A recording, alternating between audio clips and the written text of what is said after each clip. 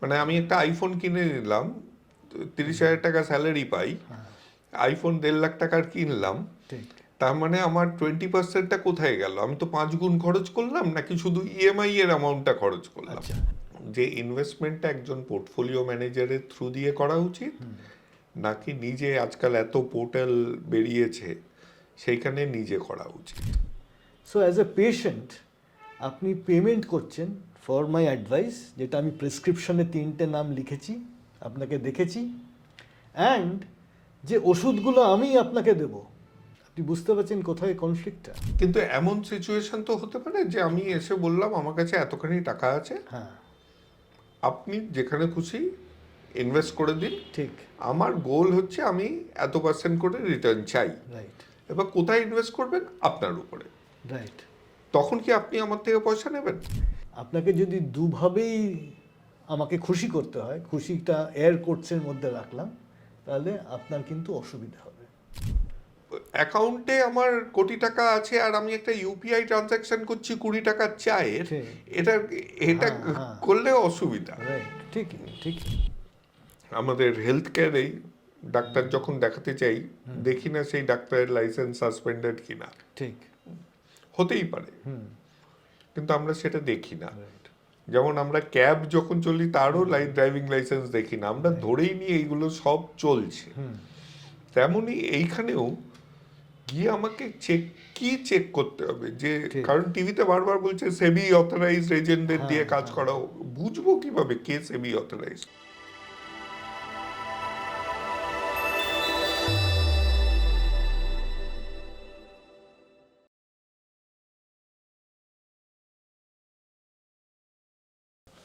নমস্কার, আমি অনিমেষ আবার এলাম একটা তরি সমাধানের এপিসোড নিয়ে। পয়সা চাই, বুঝলেন তো?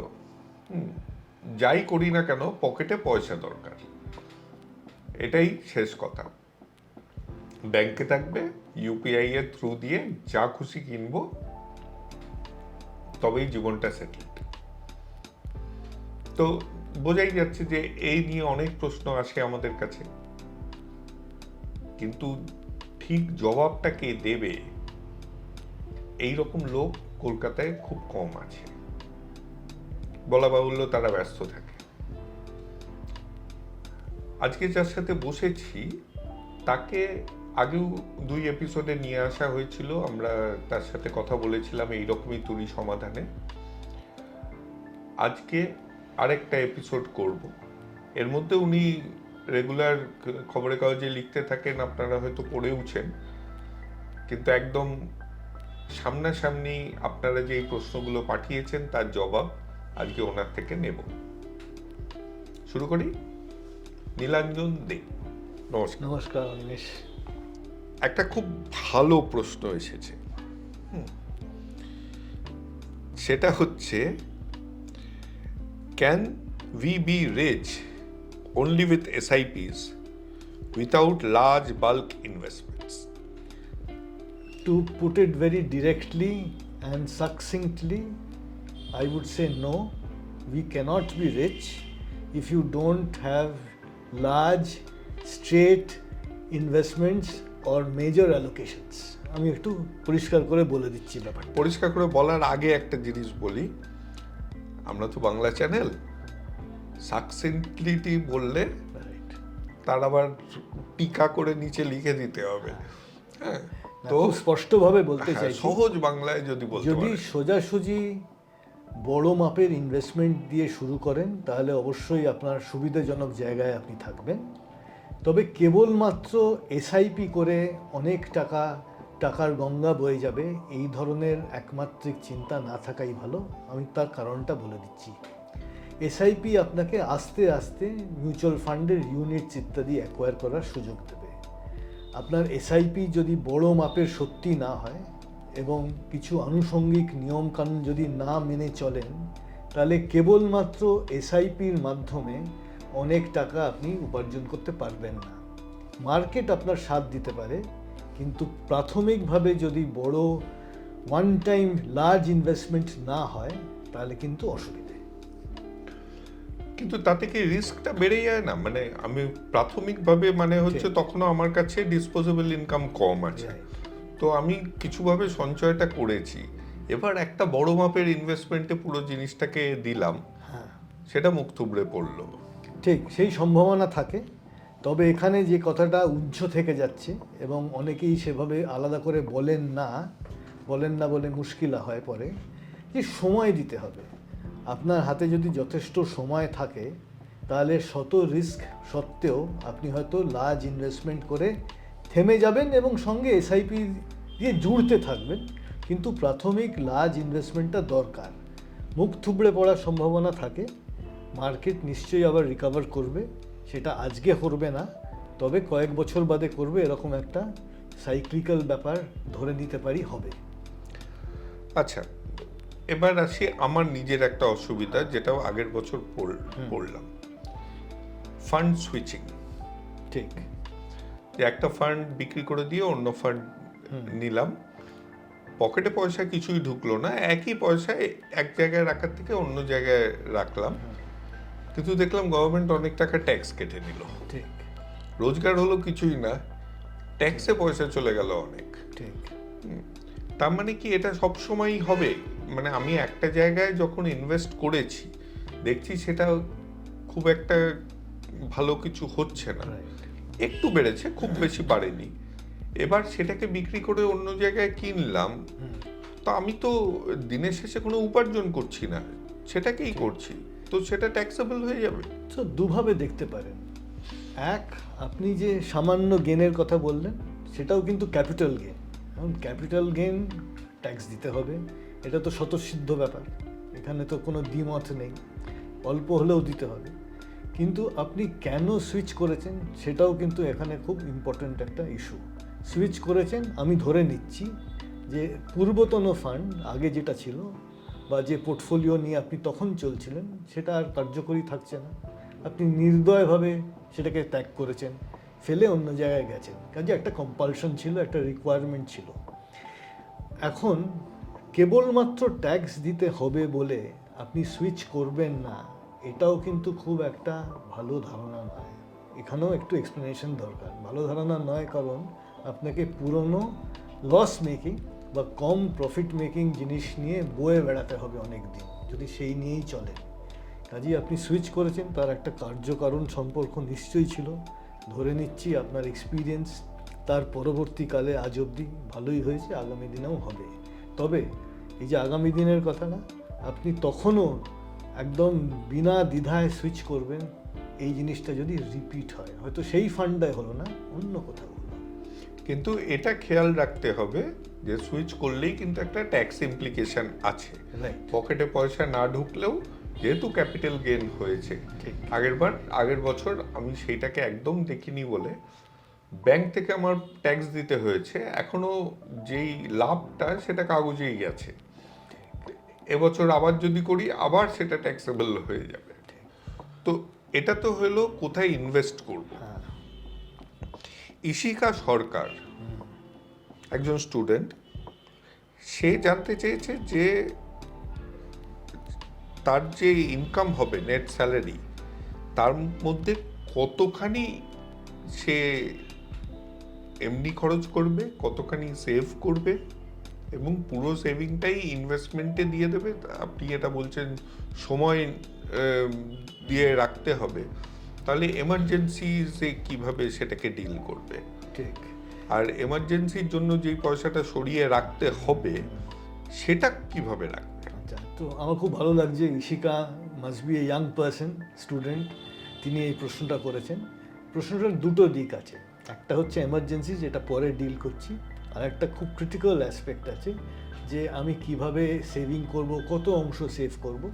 সো একটা রুল অফ থাম যদি ধরে নেওয়া হয়, 1/5 অফ ইউর উপার্জন, ধরুন 20%, এটা যদি আপনি নিয়ম করে করতে পারেন, তাহলে ইশিকা এবং ইশিকার মতো আরও যারা আছেন বা যারা শুনছেন তুড়ির এই প্রোগ্রামটা, তাহলে নিশ্চয়ই কোথাও না কোথাও একটা সুযোগের দরজা খুলবে প্রফিট ইত্যাদি বা ক্যাপিটাল গেইনসের ক্ষেত্রে। আমি এই জাস্ট কুইকলি অ্যাড করে দিচ্ছি, যে মানুষ সেভিং থেকে 20% নিয়ম করে করতে পারেন, মানে উপার্জন থেকে নিয়ম করে সেভ করতে পারেন 20%, ইট ক্যান বি মোর, তার কিন্তু একটা খুব বড় সুযোগের সম্ভাবনা থাকে। এইখানে আমার মনে হয় আগামী দিনের বাচ্চাই বলবো, যারা যুব সমাজ উঠে আসছে তাদেরকে একটু যদি বুঝিয়ে দেন যে যেই জিনিসটা ইএমআই এ কিনছে সেইটার কতখানি সে এক্সপেন্স হিসেবে ধরবে। এই 20%-এর মানে আমি একটা আইফোন কিনে নিলাম, 30,000 টাকা স্যালারি পাই, আইফোন 1.5 লাখ টাকার কিনলাম, ঠিক। তার মানে আমার 20%টা কোথায় গেল? আমি তো 5 গুণ খরচ করলাম নাকি শুধু ইএমআই এর অ্যামাউন্টটা খরচ করলাম? আচ্ছা, সো গ্রোস আর নেটের একটা তফাৎ থেকে যায়। সো আমার ধারণা যদি স্যালারি 100 টাকা হয় তাহলে ইএমআই অনেক ক্ষেত্রে দেখি আপ টু 60%, অর্থাৎ 60 টাকাই হয়তো ইএমআই দিতে হচ্ছে, হ্যাঁ। হাতে রইল 40 টাকা। 40 টাকা নিয়ে আপনি কত কি করবেন? আপনি কতটাই নর্মাল সংসার চালাবেন বা কতটাই কি করবেন? কাজে ওখানে একটা কন্ট্রোল থাকা দরকার। সেক্ষেত্রে লম্বা দৌড়ের EMI, actually you are paying a lot more than a shorter EMI period, সেটাও একটা বড় ডিসক্রিশনের জায়গা আছে। এখন নির্ভর করছে আপনার কি পরিস্থিতি, কোথায় রয়েছেন আপনি, স্যালারি বাড়ার কীরকম সম্ভাবনা ইত্যাদি ইত্যাদির ওপর। আমরা তো বলতে পারি না কনজামশন আপনি বন্ধ করে দিন, নতুন অ্যাপেলের মডেলটা কিনবেন না, অন্যভাবে এটা হ্যান্ডেল করতে হবে।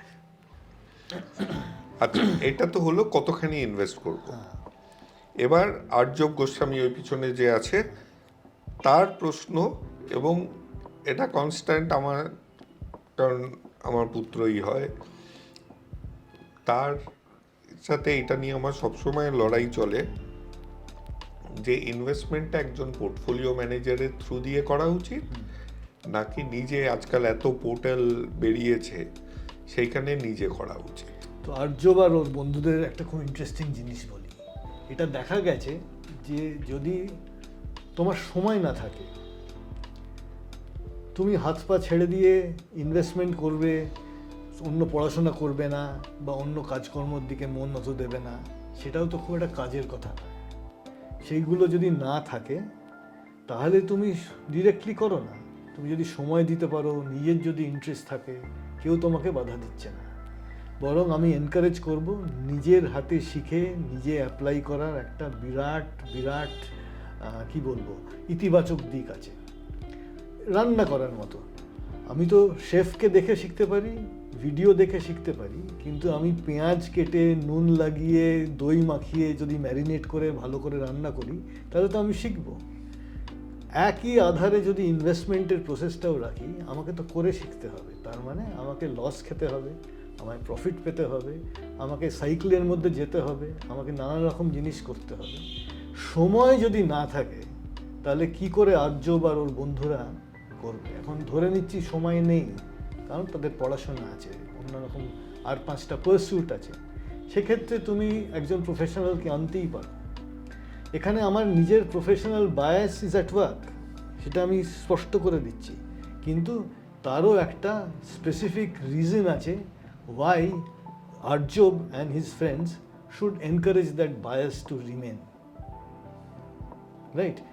এর আগে ইশিকার একটা প্রশ্ন ছিল, সেটা উত্তরটা দেওয়া হলো না। Just to add to what I have spoken about, আমি দেখেছি যদি 5-6 মাসের সংসার খরচের টাকা আলাদা করে কোথাও রাখা যেতে পারে তাহলে কি হবে, একটা সেন্স অফ কমফর্ট থাকবে যে আমার হয়তো কোনো কারণে আমার উপার্জন দাঁড়ি পড়ে গেল, কোনো কারণে বন্ধ হয়ে গেল, আমার কাছে 5-6 মাসের টাকা ফ্যামিলি চালানোর মতো, সংসার চালানোর মতো, নিজের খরচ চালানোর মতো একটা কিটি রইল। এখন এটা খুব সহজভাবে আমি বলছি, সাধারণভাবে 6 মাসের টাকা একত্রে জমিয়ে রাখা ইজ এ স্টিপ চ্যালেঞ্জ। সবাইকার কাছে এটা সম্ভব নয়, এবং আমি চতুর্দিকে একটা অংশে সোসাইটিতে আমি do C A lot of financial distress, কিন্তু আবার একটা অংশে অনেক অ্যাফ্লুয়েন্স আছে, বা বিরাট অ্যাফ্লুয়েন্স না থাকলেও একটা স্বাচ্ছল্য বোধ আছে। সেখানে 6 মাস আলাদা করে যদি আমি আমার একটা কিটি বানিয়ে রাখি আমার রেগুলার এক্সপেন্সেস হিসেব করে, তাহলে মন্দ হবে না ব্যাপারটা। কিন্তু রাখবে কোথায়? সো 6 মাসের সেভিংসে রাখবে নাকি ওটা আবার শর্ট টার্ম কিছু করা ওটা যায়? অ্যাবসলিউটলি শর্ট টার্ম মিউচুয়াল ফান্ডে রাখা যেতে পারে, ডেট ফান্ডের কথাই বলছি, বুঝতে পারছো। দুটো জিনিস খুব এখানে ইম্পর্টেন্ট, আমি যেখানেই রাখি it has to be instantly callable. তার মানে আমার আজকে রাত্রে দরকার পড়লো, কাল রাত্রিরে 6টার মধ্যে আমার টাকা চলে এলো। এই জিনিসটা যদি না থাকে, অর্থাৎ যথেষ্ট লিকুইড যদি না হয় ব্যাপারটা, তাহলে মুশকিল। আমার দরকার এখন, আমি টাকাটা পাবো পরে, কারণ আমি এমন এক জায়গায় রেখেছি সেখানে চট করে টাকা আসবে না, এটা কোনো কাজের কথা নয়। এমার্জেন্সি ফান্ড, তার রিকোয়ারমেন্টটা এমার্জেন্সিতেই হবে, কাজে চট জলদি আমার টাকা দরকার, বা পেমেন্টের সুবিধাটা দরকার। আচ্ছা, এইটা তো পাঠিয়েছিল, যেমন হয় ক্যামেরার পিছনে যে তার অনেক প্রশ্ন জাগে আর আমি জর্জরিত হতে থাকি, তো আজকে যখন সুযোগ হয়েছে তাহলে আরেকটা প্রশ্ন নয় নিশ্চয়ই ওই দিক থেকেই শোনা যায়। Most welcome. কেউ তো শুনতে পাবে না এটাই। হ্যাঁ, তো কোয়েশ্চেনটা হচ্ছে আইপিও নিয়ে। এবার আইপিও ইনিশিয়াল পাবলিক অফারিংগুলো আমি দেখলাম গ্রোথেই যে রিসেন্টলি মেজরিটি প্রফিট হয়েছে, কয়েকটা 2-3টে 2%, 3% লসে গেছে, মনে হয় 30%-এর বেশি লসে গেছে। তো আইপিও অ্যাপ্লাই না করার কারণ আছে কি কোনো? আর খুব ভালো কোয়েশ্চেন করেছো। ধরো দুটো কোম্পানি এলো, কোম্পানি এ আর কোম্পানি বি।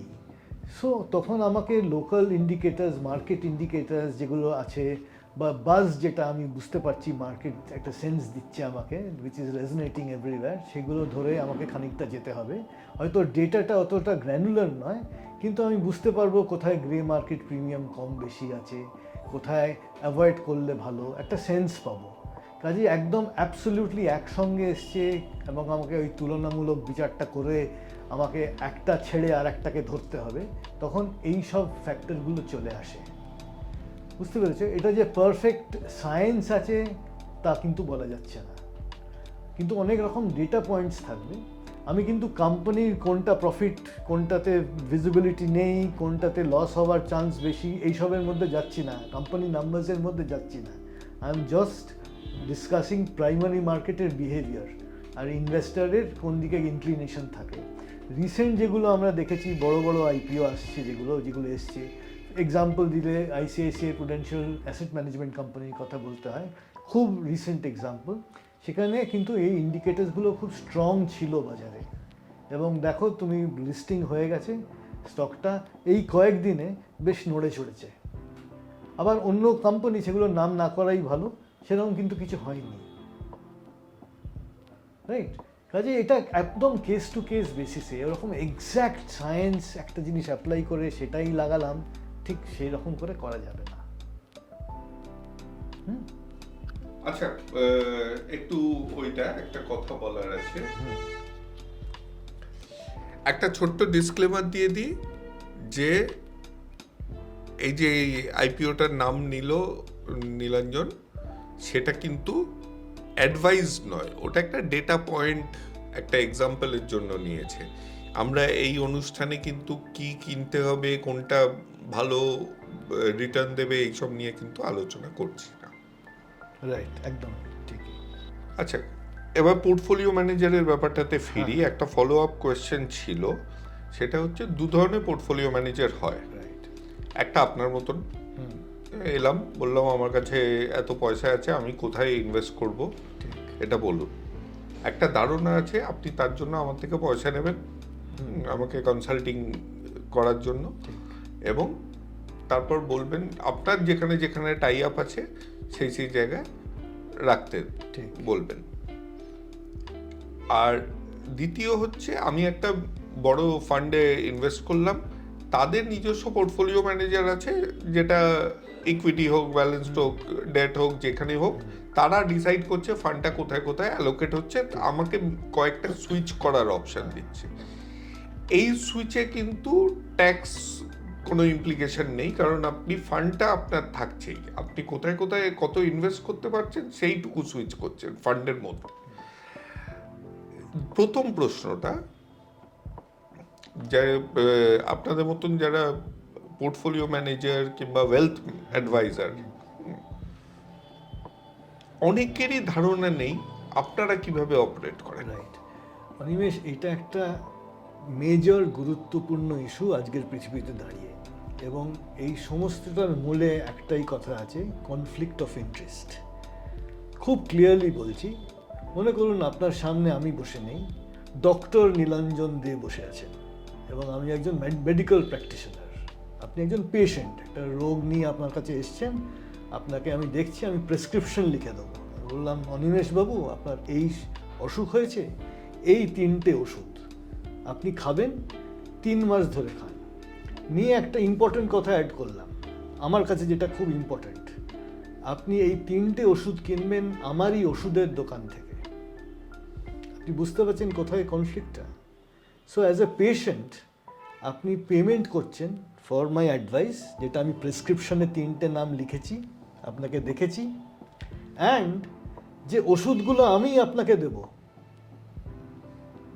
কাজেই আপনাকে যদি দুভাবেই আমাকে খুশি করতে হয়, খুশিটা এয়ার কোটসের মধ্যে রাখলাম, তাহলে আপনার কিন্তু অসুবিধা হবে। এবার ডক্টর নীলাঞ্জনের অংশটা সরিয়ে দিয়ে পার্সোনাল ফিনান্স প্র্যাকটিশনারকে আনুন। আমাকে যদি আপনার কেসটা দেখে 5টা প্রোডাক্টের নাম দিতে হয়, তার জন্যে আপনাকে চার্জ করি, এবং একই সঙ্গে আপনাকে বললাম যে আমি আপনাকে এইগুলো as distributor of those very products দেব, তাহলে তো আমার কনফ্লিক্ট অফ ইন্টারেস্ট। সাফারার আপনি। কাজে এটা একদম মন্ত্রের মতো আপনাকে গেয়ে যেতে হবে যে এই কনফ্লিক্টের ভিকটিম যাতে আপনি যেন কখনো না হন, whether it is a medical practitioner or a financial planning practitioner, বা এনি ধরনের প্র্যাকটিস বা পরিষেবা যেখানে দুটো এন্ডই রয়েছে, অর্থাৎ product and plan, you can't pay for both ideally.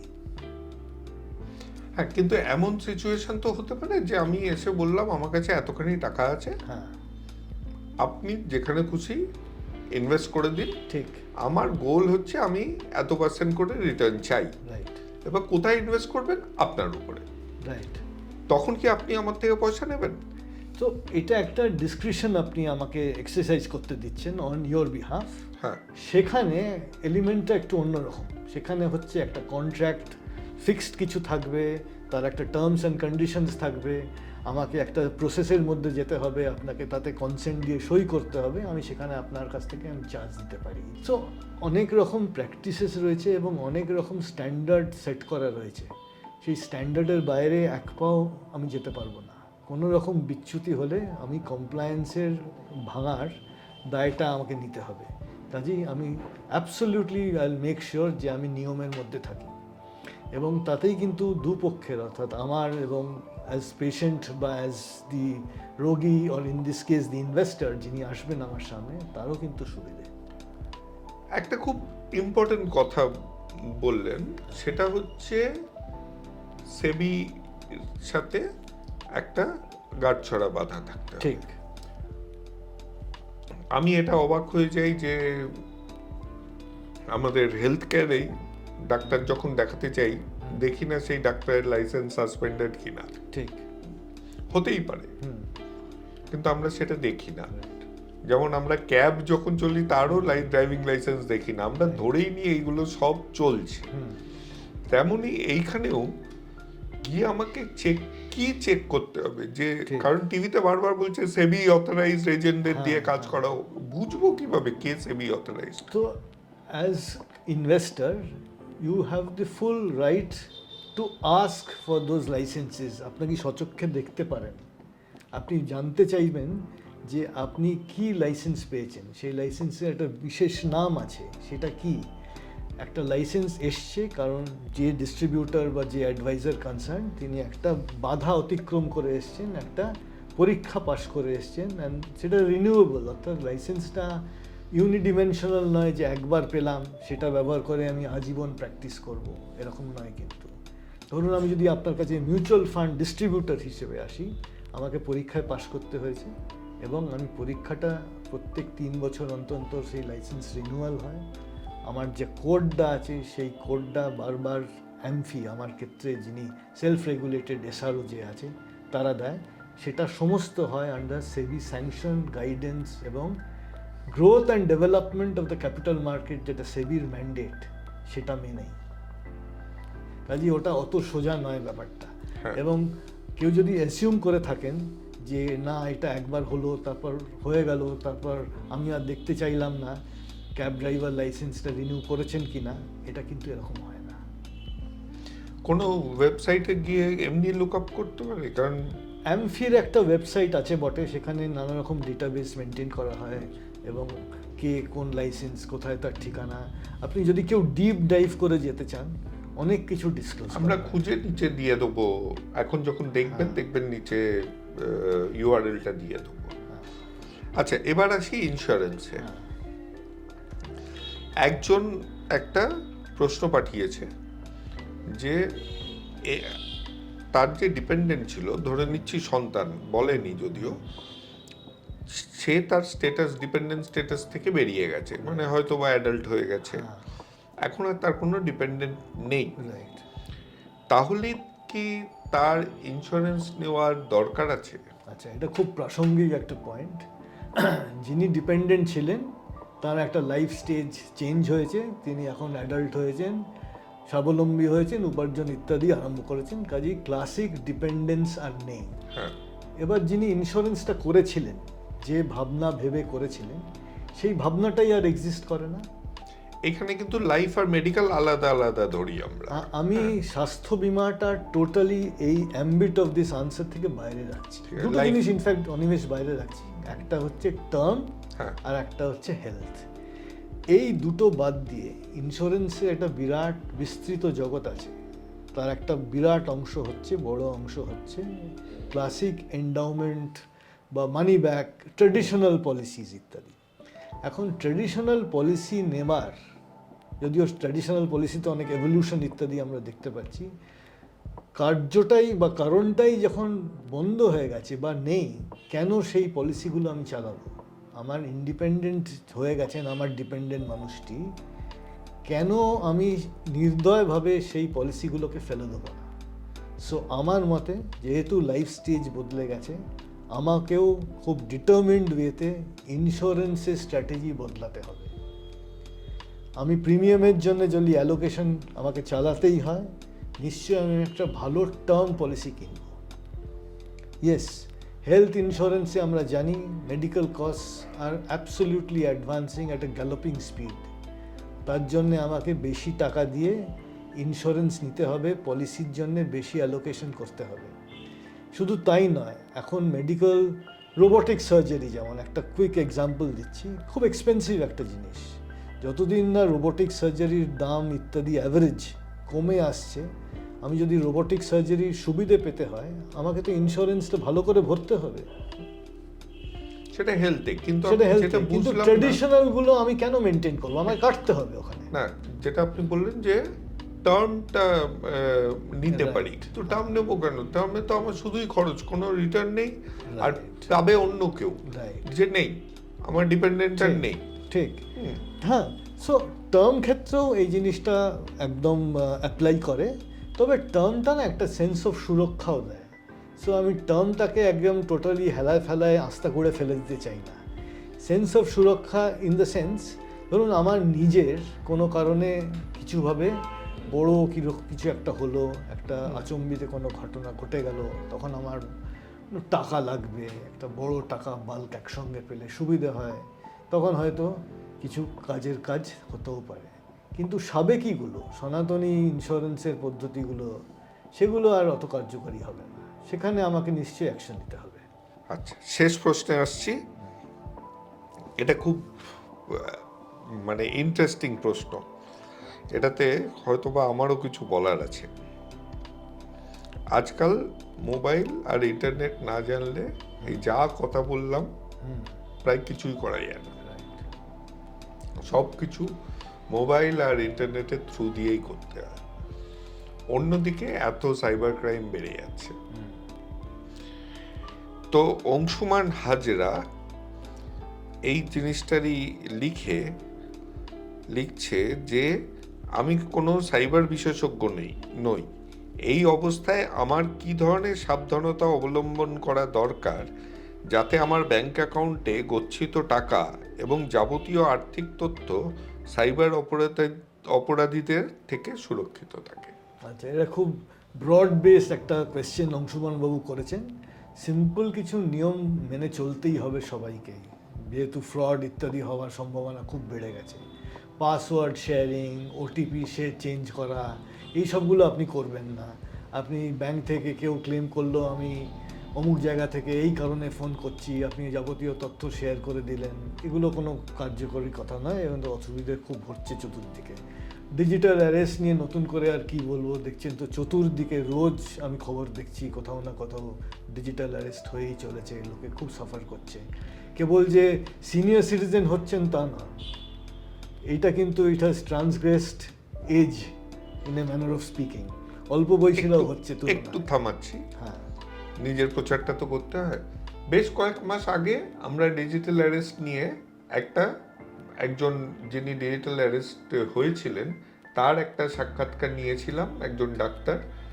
এই ভিডিওর শেষে ওইটাকে আমরা লিঙ্ক হিসেবে দিয়ে দেবো, আপনাদের ইন্টারেস্ট যদি জাগে তাহলে আপনারা দেখে নেবেন। ইনফ্যাক্ট এই জাতীয় জিনিস মাঝে মাঝেই আমরা যদি করি বা কেউ যদি কনসার্ন পার্সন যদি বিশেষজ্ঞ হয়ে এসে বলেন, আমার মনে হয় অ্যাওয়ারনেস খুব ভীষণ রকম বাড়বে, কারণ এটা একটা ক্রিটিক্যাল জায়গায় চলে যাচ্ছে। লস হচ্ছে, তার চেয়ে বড়ো কথা হ্যারাসমেন্ট হচ্ছে। ইমাজিন সামবডি যে লাইফ সেভিংস অমুক 1,70,000 হারিয়েছেন, 70 লাখ হারিয়েছেন, কদিন আগে দেখলাম, আমার ভীষণ খারাপ লাগলো, মানে আমার অন্তরাত্মা জ্বলে গেল এই খবরটা শুনে, টু বি ভেরি অনেস্ট। এবং একজন সিনিয়র সিটিজেনের এই কষ্টটা মানে অত্যন্ত বেদনাদায়ক। জাস্ট একটা হ্যাক বলছি, মানে হ্যাকারদের হ্যাক নয়, একটা ছোট্ট টিপ যেটা আমরা বিদেশেও করতাম, এদেশেও হয়তো করা উচিত, আমাদের কালচারে নেই। আমরা আমাদের সেভিংস অ্যাকাউন্টটা আর ডিসবার্সমেন্ট অ্যাকাউন্টটা আলাদা করতাম, যাতে আমি জানি আমার মাসে মোরাললেস এত খরচ, সেইটুকু শুধু ওই কারেন্ট অ্যাকাউন্ট কিংবা ডিসবার্সমেন্ট অ্যাকাউন্টে আমরা রাখবো, যেখানে ইন্টারেস্ট পাই কি না পাই আমার কাছে খুব গুরুত্বপূর্ণ নয়। আর মেন যে সেভিংসটা সেটা অন্য অ্যাকাউন্টে, যেটার উপরে ট্রানজ্যাকশন প্রায় করবই না, যাতে ওইখানে হ্যাক হওয়ার চান্সটা খুব কম। যদিও বা কেউ হ্যাকার ওটিপি স্ক্যাম করে ঢোকে, সে আমার ওই 1 মাসের দৈনন্দিন খরচারই অ্যাক্সেসটা পাবে, তার মধ্যে আর কত টাকা নিতে পারবে। এই কোটি কোটি টাকা তখনই যায় যখন প্রথম প্রশ্নই জাগে যে একটা অ্যাকাউন্টে অত টাকা আছে কেন। হ্যাঁ, এইটা থাকারই কথা নয়, তার ইনভেস্ট করে দেওয়ার কথা, কিংবা ওই অ্যাকাউন্টটা অপারেটই করার কথা নয়, মানে দৈনন্দিন কাজে। আপনার ইউপিআই যেই অ্যাকাউন্টে আপনি যোগ করবেন সেখানে অনেক টাকা রাখবেন না। যদি বাই চান্স হ্যাকার কিছুভাবেও ঢোকে, কিংবা আপনি হয়তো দিয়ে দিলেন ওটিপি, কিংবা ওই কিউআর দিল, আপনি স্ক্যান করে ফেললেন ভুল করে, হতেই পারে, তখন যেন বিরাট পয়সার অ্যাক্সেসটা না পায়। ঠিক ঠিক, হ্যাঁ, এটা মানে খুব প্র্যাকটিক্যাল একটা সলিউশন। আগে থেকে এরকম নিয়ে রাখা উচিত। সেই অ্যাকাউন্টটাই রাখলাম যেখানে আমি হয়তো কেবল এক্সাম্পল 50,000 টাকার বেশি রাখবোই না কখনো, যা হবে ওতেই যদি অজান্তে হয়েও যায়, it will be limited to 50,000 টাকা। এটা একটা কথার কথা মাত্র, 10, 50, 5 যেটা খুশি, মানে অ্যাকাউন্টে আমার কোটি টাকা আছে আর আমি একটা ইউপিআই ট্রানজাকশন করছি 20 টাকার চায়ের, এটা করলে অসুবিধা। ঠিক একদম। যাই হোক, আশা করি আপনাদের প্রশ্নের উত্তরগুলো পেলেন। আরো থাকলে আরো পাঠাবেন, আমরা আবার জোর করে সময় করিয়ে নেবো। আজকে নীলাঞ্জনের অফিসে এসেই করলাম, বাইরে আওয়াজ আছে, থাকুক, মুখ্য যেই আলোচনাটা সেটা বেশি জরুরি ছিল। আপনারা উপকৃত হলে জানাবেন, খুব ভালো লাগবে জেনে। ডিজিটাল অ্যারেস্ট, ওটিপি স্ক্যাম, এগুলো নিয়ে কিন্তু আমাদের আগের এপিসোডস করা আছে, সেগুলো পারলে একবার দেখে নেবেন সময় করে।